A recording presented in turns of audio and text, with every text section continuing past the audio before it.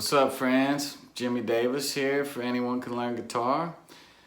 This lesson is on dominant chords, and this is our introduction to dominant chords.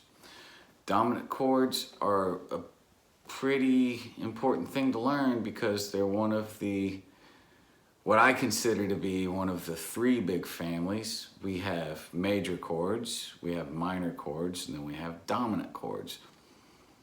Dominant chords take on a life of their own, and I want to talk a little bit about the reason why they take on a life of their own. A little bit of theory behind it. Major chords are the first, third, and fifth note in the scale.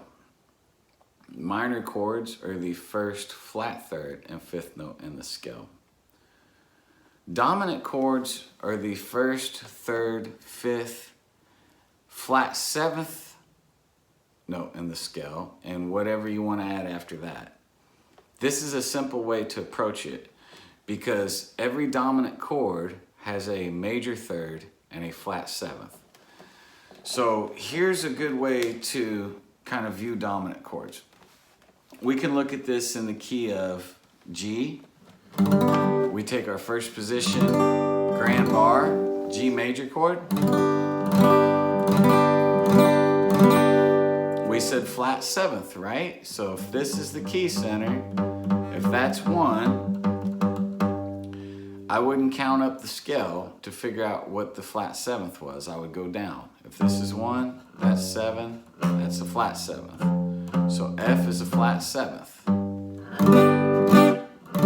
if we add an F to this chord, I lift the pinky up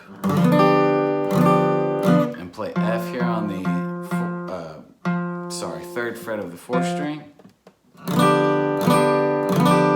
That makes this a G 7th chord. Now by definition, because we have a major third and a flat seventh, this is a member of the dominant family.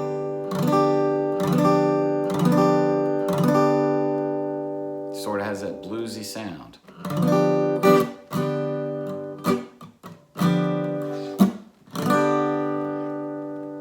Now there's lots of ways to play a G7 chord or A7 or B7, and we're going to get into more of that. But the foundation that I want to help lay for you is that there's an important core principle with dominant chords.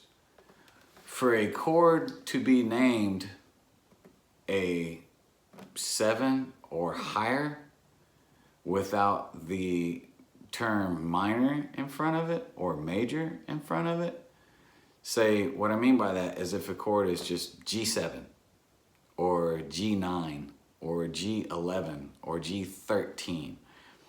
These terms seem to kind of intimidate a lot of people when they're diving into music theory a little bit, and it's very simple. All of these chords have a flat seventh. The rule in theory that I use is for a chord to have a number in it higher than 7, it has to have a 7 in it. So a G7 chord is the first, third, fifth, and flat seventh note in the scale. So for a G, anytime you put together G, 1, 2, 3, G, B, first, third, C's 4, D's 5, 1, 3, 5, G, B, D, F's a flat 7. So if we play G, B, D, and F in any order, then we have a G7 chord, right? So G, B, D, and F make a G7 chord. Now if we add an A to this chord, which is the second note in the G major scale, 1, 2, G, A,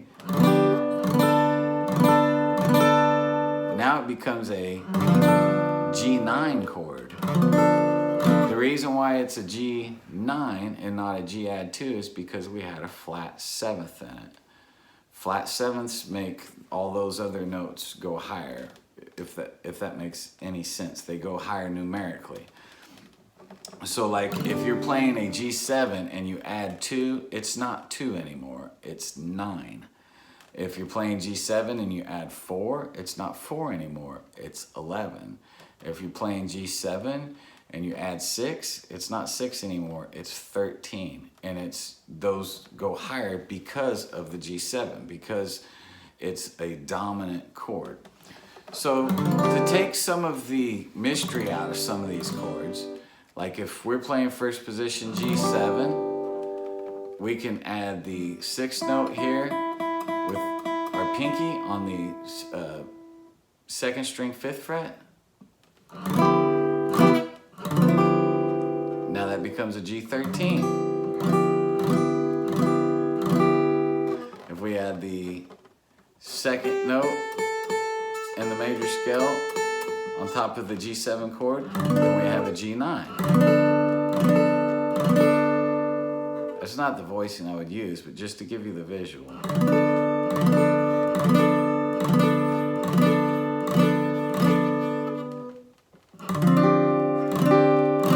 Now if we add a C here on the 5th fret of the 3rd string with the rest of the G7 chord, we have a G11 chord.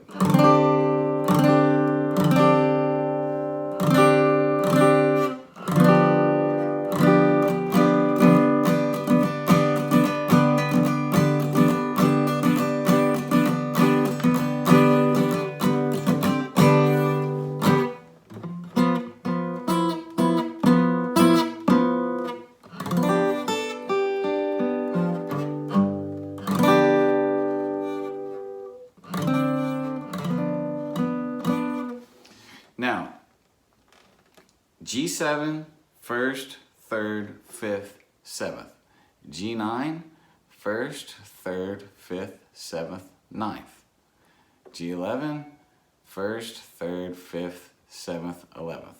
G13, 1st, 3rd, 5th, 7th, 13th.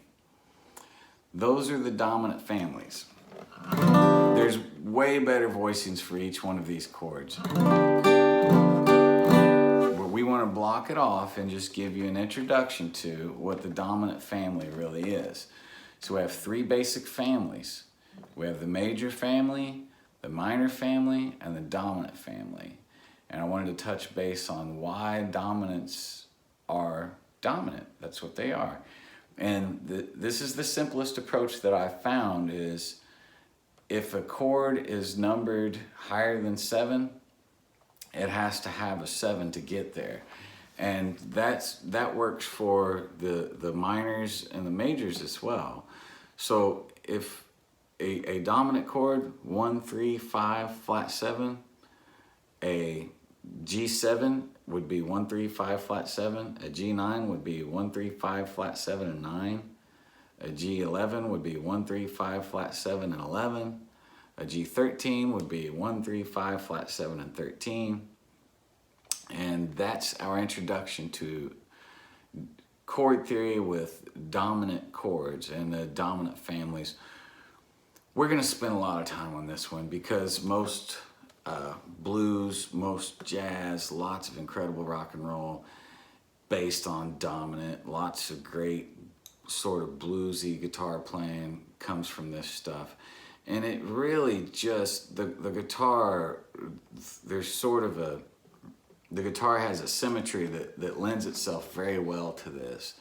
And I think that a lot of great blues came out of the layout of the guitar itself. You know, it was already there waiting for somebody to find it, so to speak. So I hope you spend a lot of time with this one because these dominant chords are going to go a long way as far as, you know, how we connect them to the majors and the minors and really understand the fretboard. And hope this has been a helpful lesson for you. Jimi Davis, for anyone can learn guitar. Peace.